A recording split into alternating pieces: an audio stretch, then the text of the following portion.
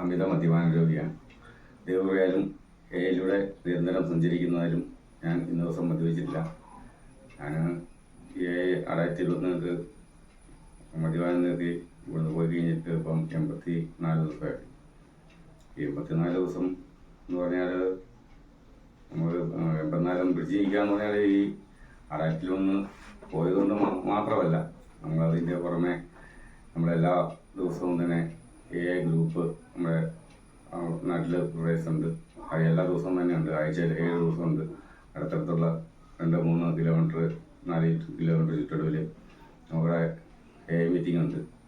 ആ മീറ്റിങ്ങിലൂടെ സഞ്ചരിക്കുന്നതുകൊണ്ട് നമുക്ക് പഴമക്കാരും ആയിട്ട് അവരുടെ അനുഭവങ്ങളൊക്കെ പങ്കുവെക്കാനും അത് കേൾക്കാനും അതിലൂടെ നമുക്ക് കുറേയൊക്കെ സഞ്ചരിക്കാനും പിന്നെ അവരുടെ വാട്സാപ്പ് കൂട്ടായ്മകൾ അതിലൂടെ നമുക്ക് സഞ്ചരിക്കാനൊക്കെ പറ്റുന്നുണ്ട്.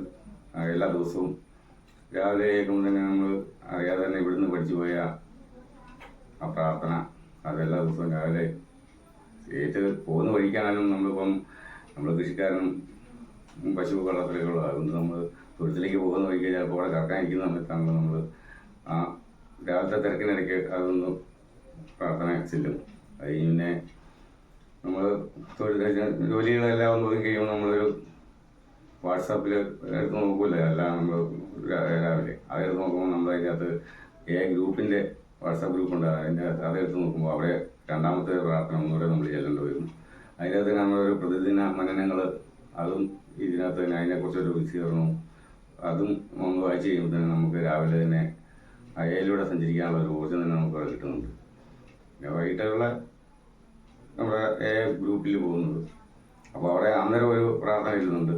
ഒരു ദിവസം എന്നാ വെച്ചാൽ എനിക്ക് 3 പ്രാവശ്യം ഈ പ്രാർത്ഥനയിൽ കൂടെ പോകാൻ എനിക്ക് പറ്റുന്നുണ്ട്. അതുപോലെ നമ്മുടെ ജീവിതം എന്ന് പറഞ്ഞാൽ അത്ര കുത്തുകഴിഞ്ഞ ജീവിതമായിരുന്നു.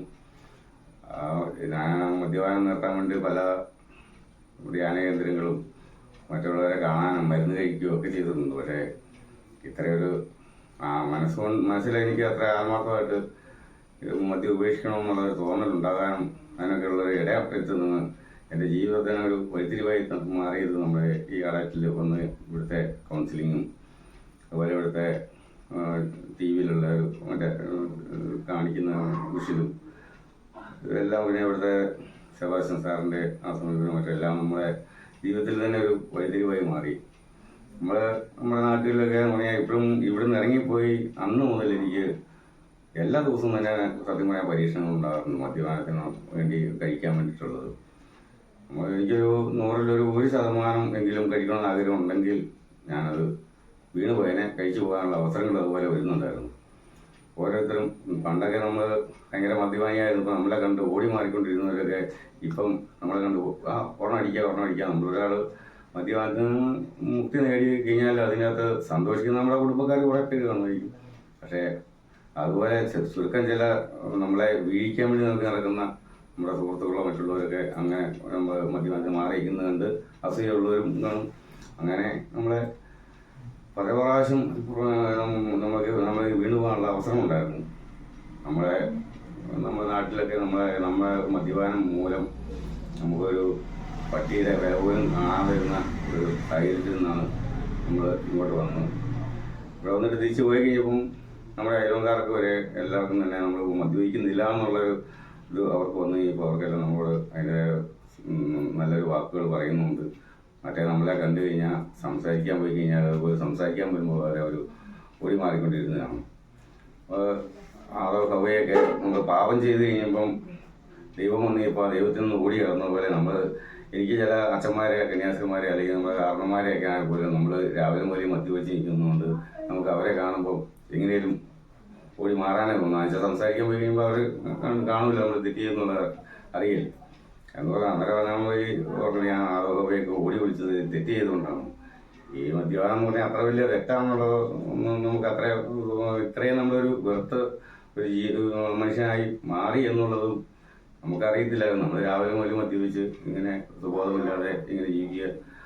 ഇപ്പോഴാണ് നമുക്കതിൻ്റെ മോശമായ വശങ്ങളെക്കുറിച്ചൊക്കെ നമുക്ക് മനസ്സിലാക്കാൻ പറ്റി. അതുപോലെ നമുക്ക് കുടുംബത്തിൽ നമ്മുടെ ആരൊക്കെ എന്നൊക്കെ വെറുത്താലും പിന്നെ സ്വീകരിച്ചാലും തള്ളിക്കളഞ്ഞാലും നമുക്ക് നമ്മുടെ ഒരു കുടുംബമുണ്ട്. ആ കുടുംബത്തിൽ സന്തോഷമായിട്ട് സന്തോഷമായിട്ട് തന്നെ നമുക്ക് എല്ലാ ദിവസവും പ്രാർത്ഥന ചൊല്ലി സന്ധ്യ പ്രാർത്ഥന കൂടാനും നമ്മുടെ കുടുംബത്തിൽ ഇപ്പം ഞാൻ അങ്ങനെ നേരത്തേക്കെന്ന് പറഞ്ഞാൽ ഒരു ദിവസം 10 തെറിയെങ്കിലും പറഞ്ഞുകൊണ്ടിരുന്നു. ഇപ്പം ഒരു തെറി പറഞ്ഞു പോകും ചിലപ്പോൾ മനുഷ്യരെ, അല്ലെങ്കിൽ ആദ്യം പോലും ആവശ്യം വരുന്നില്ല. നമ്മുടെ ദേഷ്യവും നമ്മുടെ സ്വഭാവം തന്നെ മൊത്തത്തിൽ ഈ മദ്യപാനം നിർത്തിയപ്പോൾ നമ്മുടെ സ്വഭാവത്തിൽ നമ്മുടെ വ്യക്തി സ്വഭാവം വാക്കുകൾ കൊണ്ട് പ്രവൃത്തികൾ കൊണ്ട് നമ്മുടെ വേഷവിധാനമാണെങ്കിൽ പോലും നമുക്ക് അതിൻ്റെ അകത്ത് മാറ്റങ്ങൾ ഒത്തിരി ഉണ്ടാകാൻ പറ്റുന്നു. മറ്റേ നമ്മൾ പാടത്ത് കൃഷി കളിച്ചോണ്ടിരിക്കുവാണെങ്കിൽ ആ ചെടി കൊണ്ട് തന്നെ പോയി നമ്മൾ ബിവറേജിൽ പോയി തൂന്നിക്കുകയോ അല്ലെങ്കിൽ അവിടെ മണിക്കൂറുകൾ നമ്മൾ ചിലവഴിക്കാമെന്ന് അന്നേരമൊക്കെ ആൾക്കാർ നമ്മളെക്കുറിച്ച് ഇങ്ങനെ ചിന്തിക്കും എന്നുള്ളത്. കഴിഞ്ഞ ദിവസം ഒരു മദ്യപാനി നല്ലവരെ മദ്യപിടിച്ച് ഒരു വെള്ള ഷർട്ടൊക്കെ ഇട്ട് മൊത്തം ചെടിയായിട്ട് നമ്മുടെ എടുത്ത് വന്നപ്പോൾ ഞാൻ ചോദിച്ചു, ഇതെന്നാ ഏറ്റവും കൂടുതൽ ചെടിയായിരുന്നു. അപ്പോൾ ഞാൻ പ്രഷർ കുറഞ്ഞ് പോകുന്നതാണ്, അതുകൊണ്ട് ഇങ്ങനെ ഇടയ്ക്കിടയ്ക്ക് വീണ് പോകുന്നതാണ്. അന്നേരം എൻ്റെ ആ പഴയ കാലം എനിക്കും ഓർമ്മ വന്നു. ഞാൻ ഇതുപോലെ എത്ര പ്രാവശ്യം പോയിട്ടുണ്ട്. അവരൊക്കെ ഈ നാട്ടുകാരൊക്കെ എന്നെ അങ്ങനെ എത്ര പ്രാവശ്യം അങ്ങനെ ചിന്തിച്ചിട്ടുണ്ടായിരിക്കും. ഏതായാലും നമുക്ക് ഈ അടാറ്റിൽ വന്ന് നമുക്ക് ഈ 10 ദിവസം ചികിത്സയും അത് കഴിഞ്ഞുള്ള ഗ്രൂപ്പിലൂടെ ഉള്ള സഞ്ചാരവും നമുക്ക് നല്ലൊരു മദ്യപാനത്തിൽ നിന്ന് പൂർണ്ണമായി വിട്ടു നിൽക്കാനുള്ള ഒരു നല്ലൊരു മുൻകരുതലായി വഴികാട്ടിയായിട്ട് എനിക്ക് ഗ്രൂപ്പ് മാറിയിട്ടുണ്ട്. ഞാൻ എല്ലാവർക്കും വേണ്ടി പ്രാർത്ഥിക്കാറുണ്ട്. ഞാൻ എവിടെ ചെന്നാലും എല്ലാവരും എനിക്ക് വേണ്ടി പ്രാർത്ഥിക്കണമെന്ന് ഞാൻ പ്രത്യേകം പറയാറുണ്ട്. നന്ദി.